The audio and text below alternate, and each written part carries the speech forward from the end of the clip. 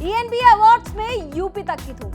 UP चुनाव में best election coverage का अवार्ड। आपका बहुत बहुत शुक्रिया। नमस्कार, स्वागत है आपका एमपी तक पर। मैं हूं रवीशपाल सिंह। मध्य प्रदेश के सिवनी में 2 आदिवासी युवकों की हत्या के बाद सियासत अपने चरम पर पहुंच चुकी है।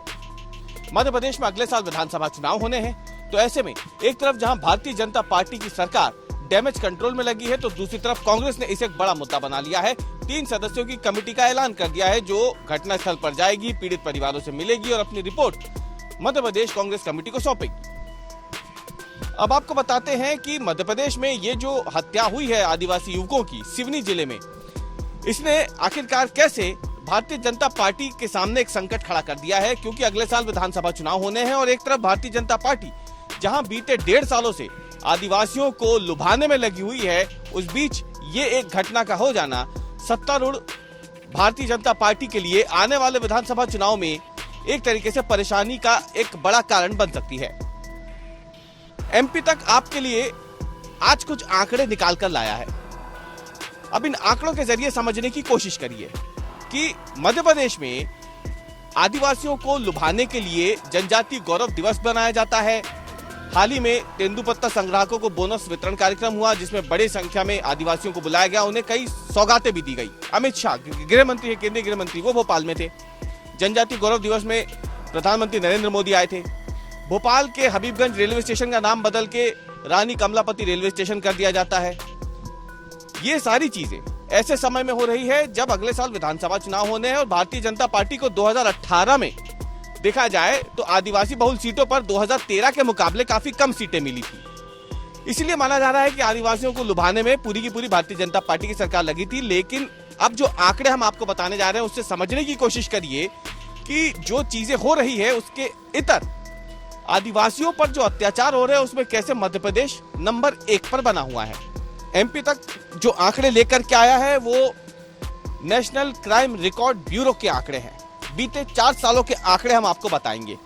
2017 से 2020 तक मध्य प्रदेश में आदिवासी वर्ग पर कितने मामले दर्ज हुए, आदिवासी वर्गों के साथ कितना एक अत्याचार जो हुआ है, वो इन आंकड़ों के जरिए हम आपको बताने की कोशिश करेंगे। एनसीआरबी के आंकड़े अगर हम देखें 2017 से 2020 तक, तो आदिवासी वर्ग पर जो अत्याचार हुए हैं उस मामले में मध्य प्रदेश सबसे ऊपर है, यानी पहले पायदान पर है। सबसे ज्यादा अत्याचार आदिवासियों पर मध्य प्रदेश में हुआ है बीते 4 सालों की अगर हम बात करते हैं, 2017, 18, 19 और 20 की।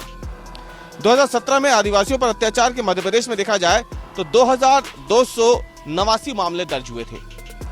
2018 में यह आंकड़ा थोड़ा नीचे गिरा और उस साल मध्य प्रदेश में आदिवासियों पर अत्याचार के 1868 मामले दर्ज हुए। 2019 में यानी अगले साल जब मध्य प्रदेश में कांग्रेस की सरकार थी, तब इसमें थोड़ी सी बढ़ोतरी हुई और 1922 मामले दर्ज हुए मध्य प्रदेश में आदिवासियों के ऊपर अत्याचार के। लेकिन 2020 में इसमें अचानक से बेतहाशा बढ़ोतरी हो गई। साल 2020 में जब मध्य प्रदेश में राजनीतिक घटनाक्रम घटित हुआ, कांग्रेस की सरकार गिरी, बाद में भारतीय जनता पार्टी की सरकार बनी, तो उस साल में मध्य प्रदेश में आदिवासी वर्ग पर अत्याचार के मामले बढ़कर 2400 तक पहुंच गए, यानी 2400 मामले। यानी 4 सालों में सबसे ज्यादा उत्पीड़न के जो मामले आदिवासियों के, वो 2020 में सामने आए। लेकिन यही नहीं, एनसीआरबी का आंकड़ा गवाही देता है कि आदिवासियों के खिलाफ ये जो अत्याचार हो रहा है, जो उनके साथ उत्पीड़न हो रहा है, उनमें अगर देखा जाए तो बड़े पैमाने पर आदिवासियों की हत्या की कोशिश, गंभीर चोटें लगना, आदिवासी महिलाओं का उत्पीड़न और शारीरिक शोषण जैसे मामले जो हैं, उसमें भी मध्य प्रदेश नंबर 1 है। एनसीआरबी के आंकड़ों के मुताबिक अगर बात करें तो साल 2020 में आदिवासी वर्ग के 59 लोगों की हत्याएं हुई हैं मध्य प्रदेश में। 2 साल पहले की हम बात बता रहे हैं, 2020 की, क्योंकि 2021 का आंकड़ा अभी तक एनसीआरबी ने जारी नहीं किया है, इसलिए हम 2020 के आंकड़े आपको बता रहे हैं। 2020 में ही अगर हम देखें तो आदिवासी वर्ग के 30 लोगों पर जानलेवा हमला हुआ है मध्य प्रदेश में। साल 2020 में ही आदिवासी वर्ग की महिलाओं के उत्पीड़न के 297 मामले, यानी करीब 300 मामले दर्ज हुए थे पूरे मध्य प्रदेश में। तो वहीं इसी साल 2020 में 78 मामले ऐसे दर्ज हुए जहां पे आदिवासी महिलाओं ने उनके ऊपर हुए शारीरिक शोषण के मामले दर्ज करवाए थे। यानी आप इससे अंदाजा लगा सकते हैं कि मध्य प्रदेश में बीते 4 सालों का ही आंकड़ा हमने उठाया है। आंकड़ा और भी लंबा है और दूर तक भी जा सकते हैं, लेकिन हम बीते 4 सालों की अगर बात करते हैं तो उससे अंदाजा लग जाएगा कि कैसे मध्य प्रदेश में जो आदिवासी वर्ग है उनके ऊपर लगातार न केवल उनका जो पीड़न है, जो अत्याचार है वो बढ़ रहा है, बल्कि उसमें लगातार इजाफा भी हो रहा है।